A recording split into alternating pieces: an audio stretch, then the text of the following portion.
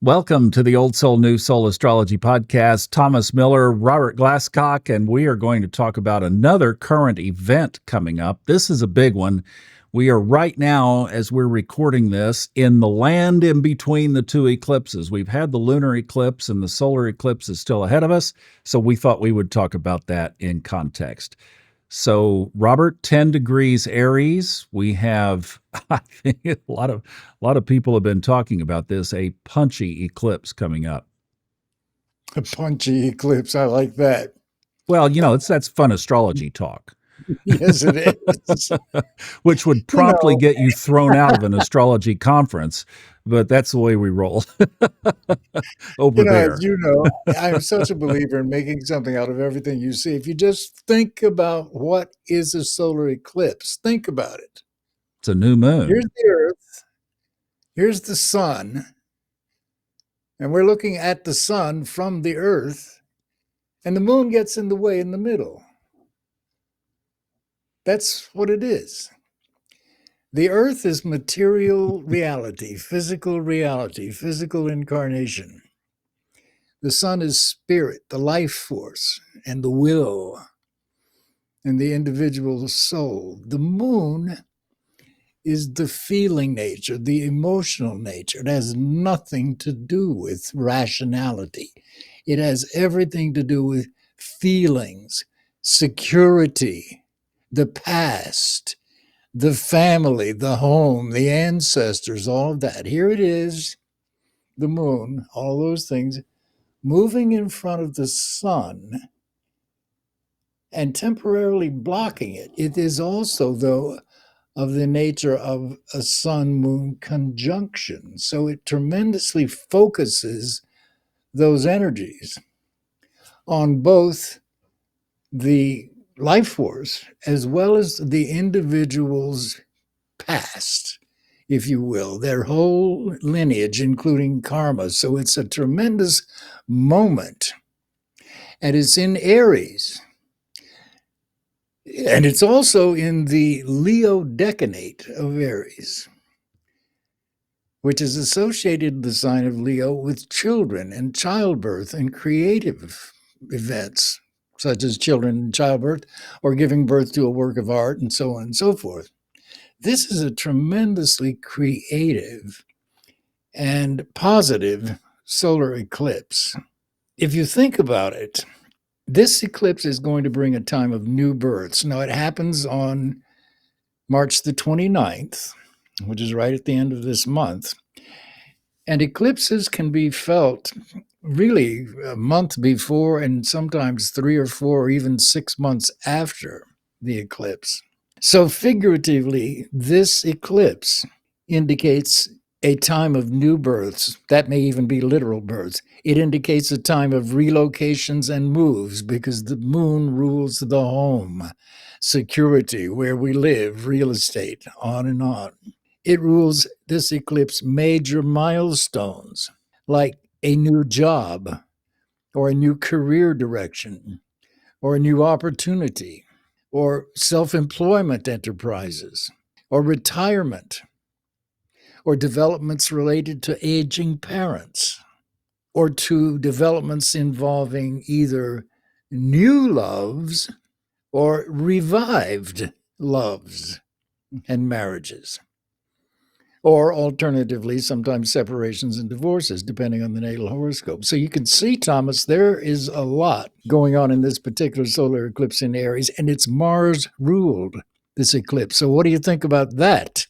Duck. It's the best response any of us could have. Duck and cover. Duck. Get out of the It's like way. remember the old school drills in grade school about in case of atomic war, duck under your desk and Yeah, I'll cover. get under my desk here. Yeah, that'll help. No help. Doesn't work. Duck Nope. and cover. That's a funny line. Well, I'll tell you, we've been talking, in fact, in the prior video that we did on Mercury retrograde, we covered a lot of the things that you see in the chart because they're not that far apart. But one of the things that I'm just thinking is it's a continuation, a carry on of a lot of those new beginnings that you're talking about. Okay, so what's the stack? Aries. That's springtime, the new beginnings. It's spring in the northern hemisphere. The grass starts coming up out of the ground. The trees get green. I've out here in California, I've got a lemon tree in the front yard. There's lemons in the tree. It's time to celebrate. It's new beginnings, and winter's on its way out. Okay, so we have all of that symbolism just by the seasonality of the event itself. But then we have the creating aspect or the creating element of the new moon. So this is the ultimate time to put seeds in the ground. And that, we go back and take a look at the chart. And not only that, but we also have, as we mentioned in the other video, we have this really cool effect of positive aspects to both Jupiter and Pluto. And we won't reiterate what we talked about in the previous video on the Mercury retrograde. You can go back and watch that. We talked about it at length. But it really is, from that standpoint, a great time for new creations and new beginnings. Now, the other thing that I always like to look at with astrology is it's built on polarity of everything. I mean, we talk about it with the oppositions of houses across the chart from each other. So we can't look at one side without looking at the other. And I know that the collective is concerned about all of this energy that is basically moving, except for the North Node. Everything that you see circled is eventually going to move into Aries. And that is Ray Merriman, I think, dubbed it quite well the Aries vortex, because it goes along with Pluto in Aquarius, Jupiter moving into Cancer, all of these outer planets changing signs. And I know that there's a lot of consternation around that as well. So yes, we have amazing positive energy with those sextiles, and then we also have a lot of what's going to happen. There is a lot of consternation, as you put it. You got Mars, and it's a Mars-ruled eclipse. It's in Aries. You got Mars in Cancer, which by nature is a very emotionally tense, upsetting, volatile kind of situation. And it squares the eclipse, actually, by sign in Aries. But look at this. And while you're circling, circle this. That Mars, which is initiative and drive and persistence and so on, action, that Mars in Cancer trines that Pisces stellium. It trines every one of those planets: Saturn, the North Node, Venus, and Neptune. Mars trines those things in the 12th house yet. So despite what it looks like out in the world with the political anxieties and the conflicts and the tariffs and the warmongering and all of that, this is quite a constructive eclipse. Counterintuitive, but astrology says so. And in fact, this month and the months ahead here are prime time for people who are visionaries and who can rapidly adapt to this changing world that we're going through and find successful workarounds to obstacles and challenges and so on. So basically, the message of this trine is adapt and thrive, or defy and fail. So the old paradigms, and we can look at them as they dissolve and crumble before our eyes, they are being replaced with new paradigms. So it's crucial to remember, if you can, to fight for rather than fight against. One of those is constructive, and that's the Mars trine, those Pisces planets. Fight for something, as opposed to fighting against something, because that, it turns out to be a destructive use of energies. So everything, your world and my world and your career and where you live, everything is in transition. And Pisces basically says, let go of what is naturally receding into the past and appreciate the lessons that you've learned from your past, at the same time that you embrace what is coming into your life and welcome these new trends coming in, even though they may be frightening, like new things often are. Welcome them with open arms. There is a lot less to be afraid of than meets the eye, is what astrology is, I think, suggesting to us. How do you feel about that Mars trine all those things? Well, I'm going to take a little bit of a scorpionic approach to this, I'm afraid. We'll go back to the chart here in a second. But I just remember when Mars in Cancer went retrograde, that was when that CEO of United Healthcare was brutally murdered, shot point blank on the streets of Manhattan on his way to walking in the door to go to a meeting. Um, I just, sometimes when you have a lot of Scorpio like I do, you can kind of see the shadow of things. And I just see this energy. So Mars ruled and the eclipse in Aries, um, that we're wrapping up Pisces. In fact, I had an interesting conversation with somebody about this just the other day. So it's fresh.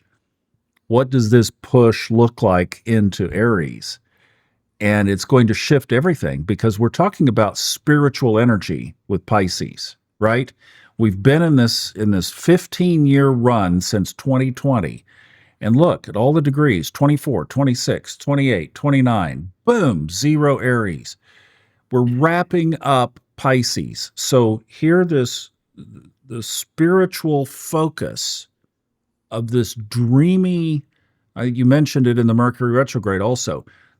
Don't think about singing Kumbaya in La La Land. Now it's time to get up, get your feet moving, take initiative, take action, start moving in some kind of direction, figure it out along the way. But the other thing that I'm seeing with this wrapping up in Pisces, if you go back and look at the history of particularly when Neptune has left Pisces for Aries, if you walk back just the last 3 times, there was the United States Civil War, then the time before that, the War of Spanish Succession, and the time before that, the Protestant Reformation. So all of a sudden, passive spirituality becomes aggressive spirituality. So perhaps with that trine, and not trying to neuter that trine, if you will, with the square, let's let the trine stand, that maybe what we're talking about here is a collective waking up to the fact that we have been duped over a long period of time. And I'm talking, not just anything recent, just for a long, long time, things have not been the way they seem to have been. Well, that's everything Pisces right there. And now, finally, maybe people are going to start waking up and trying to do something about it. I think those are excellent points. When you started talking about, well, I have to see this through a Scorpio's eyes, and you mentioned the murder of the CEO. Pisces, among other things, rules loss and sorrow and self undoing and tragedies and natural disasters and gases, as in gas warfare, which has already been used in Ukraine and so on. And it rules a whole host of other things. It rules sacrifice. It plays a whole role in religions who value sacrifice and so on. So that's one side of Pisces. I suppose it's debatable whether that's negative or not. Another thing I think that we are seeing, and we're not going to really get into politics in these things, in these podcasts, but the reemergence of Nazism and fascism, as in Italy and Mussolini and Germany and Hitler. These things are resurgent again, or the KKK in America, the Ku Klux Klan. So somehow these things always seem to go under rocks and then appear again cyclically and so on. But I think the key to the eclipse here and also the retrogrades of Venus and Mercury and Aries and so on that we've been talking about remind us that despite the collective stress, you as an individual still have a great deal of power over how you react to all of this. And remember the sextile from this Aries eclipse, as well as the ingress of the sun into Aries, as well as the retrograde Venus and Mercury in Aries, the sextile of all that area, those configurations, to Pluto and to Jupiter. In that sense, and Jupiter basically is trining Pluto at the same time. So, on a personal level, this is a time of immense growth for people who are aware and awake and conscious and spiritual. It's not so great for people who do not have an education, who are not spiritually aware or awakened, and so on, because they will naturally absorb the fear and paranoia and negativity that's also at large in the world today, and it will affect them directly. And people who do not have good jobs or any jobs will absolutely be hurt tremendously by what's going on. But for average people, and then people like us who, it's not that we're better, it's simply that we maybe are more informed and more aware of elements in life that other people ignore or don't know about, the spiritual, the metaphysical elements, and so on. So when we are, we can begin to pay attention to the energies at work. What kinds of energies? And how do we relate to those energies? To Mars energy in particular. So in personal lives, and all of this Mars trining those Pisces planets in the 12th says, don't broadcast what you're doing to just anybody. Keep your cards close to the vest. You don't have to tell everybody what your dreams and hopes and goals are, just the people that are important to helping you achieve them. You don't have to give your opinions about everything to just every Tom, Dick, and Harriet. Learn to be quiet and keep those to yourself. You don't need to needlessly stir up trouble, in other words. So, but I think really, Thomas, there's a lot of potential here for us as individuals to make a lot of constructive use out of the energies of everything that we've been talking about in these last couple of podcasts. Yeah, I'll tell you what, I am so encouraged by everything you've said that it makes these, in the collective, you get on and you listen to other people, and the conversations have been a little down, let's say. And what you've done is reverse that and brought them up. And that's fantastic. Thank you. I really appreciate that. Well, You and are it's in the welcome. chart too. I mean, you got to read it, It is right? in the For chart. what's there. It's That not is full in of the it's chart. not full of squares, and so we'll see obviously how all of this unfolds. But thank you for your wisdom and thank you for your guidance. We need it, and this is a perfect time for it because the news cycle is heavy right now, as we know. So thank you, appreciate it. And if you'd like to talk to Robert about something in your own chart, just go right down to the show notes down there in the video and in the show notes and the audio too. And his website address is there for you to contact him for readings. We'll see you guys next time. Thanks so much for watching the Old Soul New Soul Astrology video and audio podcast.